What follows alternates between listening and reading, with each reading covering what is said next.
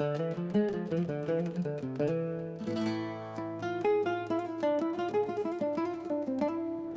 Fougères, ville où chaque pierre garde l'empreinte des générations passées, se trouve un atelier où le passé et le présent se rencontrent chaque jour. Un lieu habité par un homme dont les mains savent recoudre les fils du temps. Ce n'est pas seulement un espace de travail, mais une extension de l'artisan lui-même, le reflet de sa patience et de son amour du détail. Cheroul Omar, maître tapissier d'ameublement. Il entend la voix du bois et redonne aux objets leur souffle. Il ne travaille pas dans la hâte, mais avec justesse. Chaque geste témoigne d'une attention minutieuse. Chaque pièce porte une part de son âme. J'ai toujours su que je voulais créer quelque chose de mes mains. Enfant, je pouvais passer des heures à démonter de vieux objets pour comprendre comment ils fonctionnaient.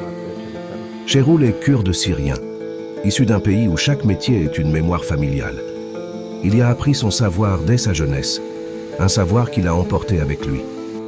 En France, il a commencé une nouvelle histoire, tissant les traditions de l'Orient avec le souffle de l'Occident. Il a fondé l'atelier Petit Clou & Capitons, dédié à la restauration de meubles anciens. Fauteuils, canapés, chaises de toutes les époques et de tous les styles passent entre ses mains. Il ne travaille qu'avec des matières vivantes, cuir naturel, bois, tissu. Chaque matériau est choisi avec soin. Le résultat est toujours unique, pour des particuliers comme pour des professionnels, pour la maison, un restaurant ou même un yacht. Cheroul ne court pas après la quantité mais après la qualité. Dans son atelier, on peut non seulement faire restaurer un meuble, mais aussi recevoir un conseil, choisir un tissu, découvrir les secrets d'un artisanat ancien. Ici, on accueille ceux qui savent apprécier le travail des mains. Et chaque visiteur repart avec un peu plus que ceux qu'il était venu chercher. Un contact avec le vrai, avec la sincérité du geste.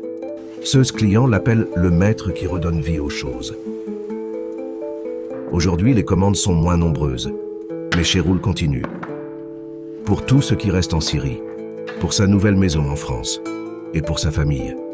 Ceux enfants s'intéressent peu à son métier, mais par son exemple, il leur enseigne à ne pas craindre l'échec, à toujours se relever. Son atelier est un lieu de confiance, un hommage discret à chaque objet et à l'histoire que chacun porte. Ici, on peut être témoin d'un petit miracle, quand sous les mains du maître, l'ancien retrouve la vie. Un jour s'achève. Cheroul éteint la lumière. L'atelier plonge dans le silence. Mais la vie offerte aux objets résonne encore dans chaque recoin.